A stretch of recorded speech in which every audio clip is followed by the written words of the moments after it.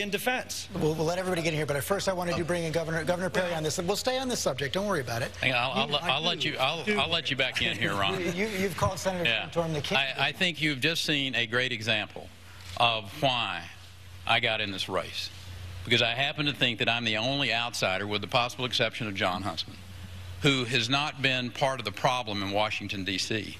The insiders in Washington, D.C. We have to nominate someone that can beat Barack Obama, that can get the Tea Party behind them, that can go to Washington, D.C. and stop the corrupt spending that has been going on. And it doesn't make any difference whether you're an insider from Washington, D.C. or you're an insider from Wall Street. That is what Americans rightfully see is the real problem in America today. They want someone who has a record of executive governing experience, like I have in Texas. I've been the commander-in-chief of 20,000 plus troops that get deployed. I have been the governor of a state that has created 1 million net new jobs. That is a record that American people are looking for. That is what Americans are looking for, an outsider that is not corrupted by the process. So, Governor, you're saying Congressman Paul is an insider? I am telling you, anybody that has had as many, I mean, here's what frustrates me, is that you go get the earmarks and then you vote against the bill. Now, I don't know what they call that in other places, but Congressman Paul in Texas, we call that hypocrisy. Well, I call it being a constitutionalist, because I believe we should earmark or designate every penny. You designate weapon systems, you designate money to go to spend $1 billion on an embassy in Iraq. That's an earmark too. I say that Congress has more responsibility. But this thing, back to Senator Santorum, you know, he ducks behind this. He's for this balanced budget amendment, but voted 5 times to increase the national debt by trillions of dollars. This is what the whole Tea Party movement is about. Quit. I mean, government's practically stopped at over increasing the national debt. You did it 5 times. So what's your excuse for that? That's trillions of dollars. You kept this thing going. You didn't do very much to slow it up when you had a chance. As a matter of fact, I did do a lot to slow up when I had a chance. I was the author of the only bill that actually repealed a federal entitlement. Welfare reform. I actually promoted and talked and tried to pass Social Security reform. I worked on Medicare and Medicaid. I was one of the only guys out there in a time, Ron, when we were running surpluses, that was out there talking about the need for long-term entitlement reform, which is where the real problem is. When the government runs up a tab and you don't have the money no longer to pay, then you have to increase the debt ceiling. But every time we tried to tie it with reducing spending. We're in a point right now where we've blown the doors off of it. And as you know, back in the last go-round, I stood up and say, no, we shouldn't increase the debt ceiling because we have gone too far.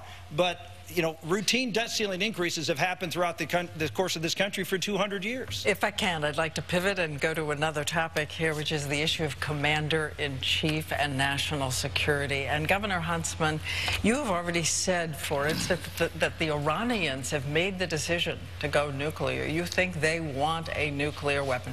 Tell us why you would be better as commander-in-chief than the other candidates on this stage. Because being commander-in-chief is less about having the discussions that we've just heard a moment ago, a lot of insider gobbledygook, a lot of political spin. It's about leading organizations, it's about leading people, it's about creating a vision. And I've done that my entire career. I did that as governor. I took my state to the best managed state in America. I took that economy to the #1 position, #1 in job creation, as compared and contrasted with Massachusetts, which was number 47 during a time when I think leadership matters to the American people. But more than anything else, I believe that this nation is looking for not only leadership, but leadership that can be trusted. Because let's face it, we have a serious trust deficit in this nation. The American people no longer trust our institutions of power, and they no longer trust our elected officials. And I'm here to tell you that we must find not just a commander-in-chief, not just a president, not just a visionary, but we've got to find somebody who can reform Congress and do what needs to be done with respect to leading the charge on term limits. Everybody knows that Congress needs term limits. Everybody knows that we've got to close the revolving door that has corrupted Washington. And everybody knows as well that we've got to have someone who can deliver trust back to Wall Street, which has also lost the American people's trust. Do you want to speak specifically about anyone on the stage? They can all speak for themselves, but I can tell you, having served as governor successfully, the only person on this stage as well to have lived overseas 4 times.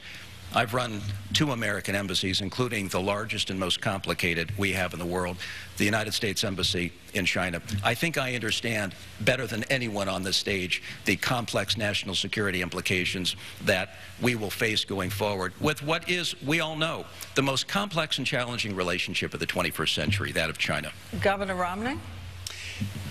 You have a question, or shall I just? My question is, the governor has just said that he thinks he can speak better than anyone else to these. Well, he can do a lot better than Barack Obama, let's put it that way. We have a president who had no experience in leadership. He never led a business, never led a city, never led a state. And as a result, he learned on the job being president of the United States, and he has made one error after another relating to foreign policy, the most serious of which relates to Iran. We have a nation which is intent on becoming nuclear. Iran has pursued their ambition without having crippling sanctions against them.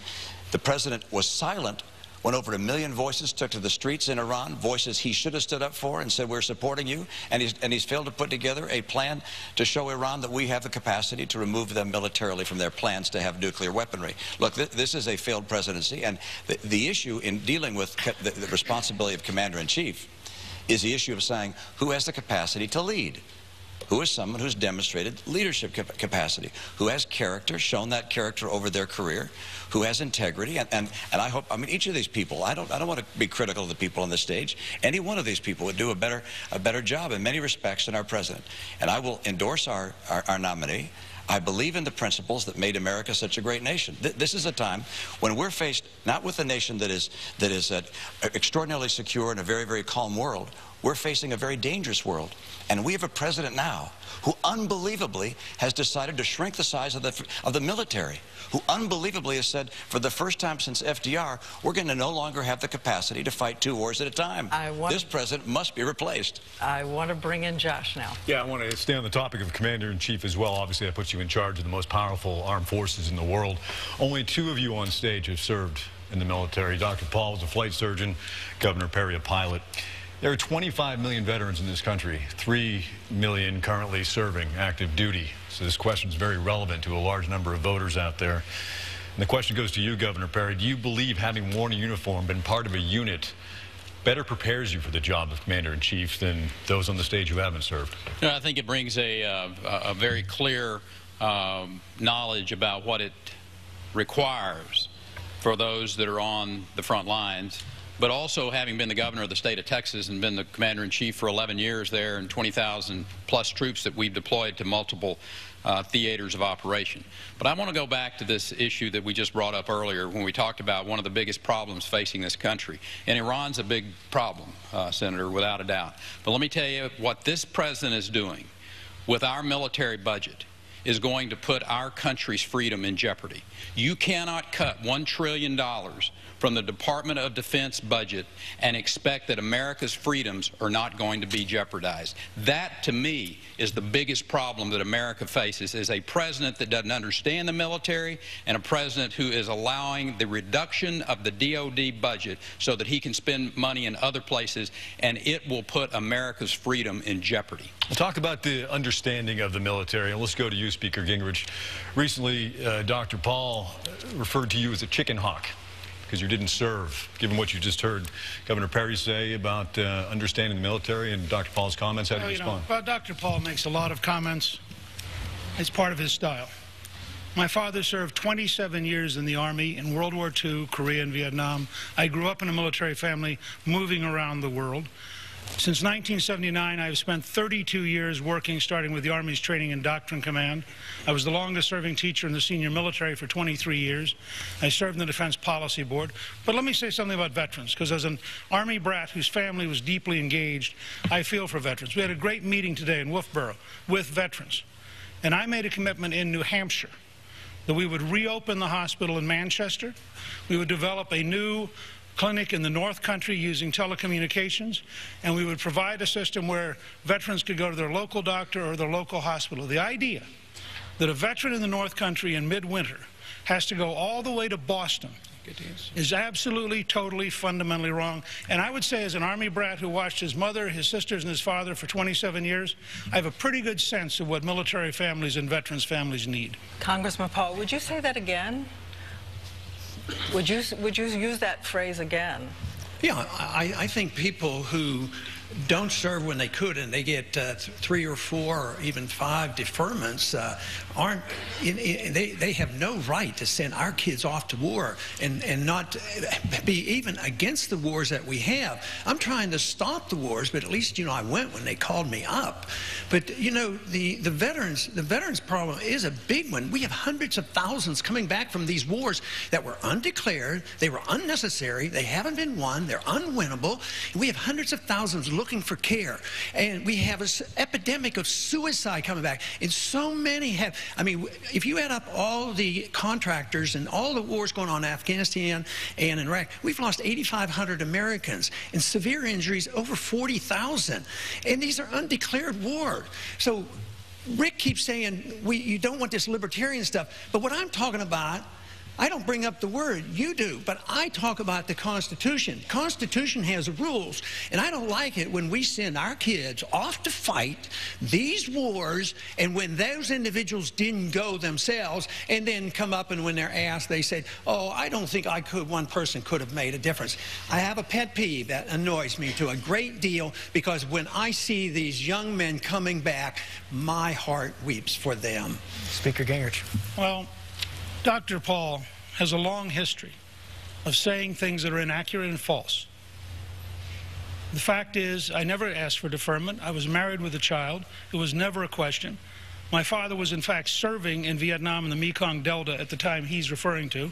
I think I have a pretty good idea of what it's like as a family to worry about your father getting killed, and I personally resent the kind of comments and aspersions he routinely makes without accurate information and then just slurs people with. I need one quick follow-up. When I was drafting, I was married and had 2 kids, and I went.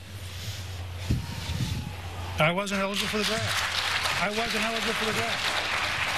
Congressman Paul, while we're on the subject, though, the Speaker has said that you've had a history of inaccurate statements. There has been quite a bit of controversy over this newsletter that went out under your name. A number of comments that were perceived as racist, as inaccurate. You've said that even though they were written under your name, that you didn't necessarily know they were written, you don't necessarily stand by them. Can you really take the time now and explain to everybody what happened there, how it was possible that those kind of comments went out under your name without you knowing about it? It's been explained many times, and there were things written 20 years ago approximately that I did not write. So concentrating on something that was written 20 years ago that I didn't write, you know, is diverting the attention from most of the important issues. But the inference is obvious that, and you even bring up the word racial overtones. More importantly, you ought to ask me what my relationship is for racial relationships. And one of my heroes is Martin Luther King, because he practiced the libertarian principle of peaceful resistance and peaceful civil disobedience, as did Rosa Parks did. But also, I'm the only one up here and the only one in the Democratic Party that understands true racism in this country. It's in the judicial system, and it has to do with enforcing the drug laws. Look at the percentages. The percentage of people who use drugs are about the same with blacks and whites, and yet the blacks are arrested way disproportionately. They're prosecuted in prison way disproportionately. They get the death penalty way disproportionately. How many times have you seen a white rich person get the electric chair or get execution? But poor minorities have an injustice, and they have an injustice in war as well, because the minorities suffer more. Even with a draft, they suffer definitely more, and without a draft, they're suffering disproportionately. If we truly want to be concerned about racism, you ought to look at a few of those issues and look at the drug laws, which are being so unfairly enforced. We want to thank you for the first round of this debate, and we want to take a break right now. And when we come back, there's so many family issues of gay rights that have been front and center in this campaign. We'd love to have you address some of those. Again, thank you for being with us.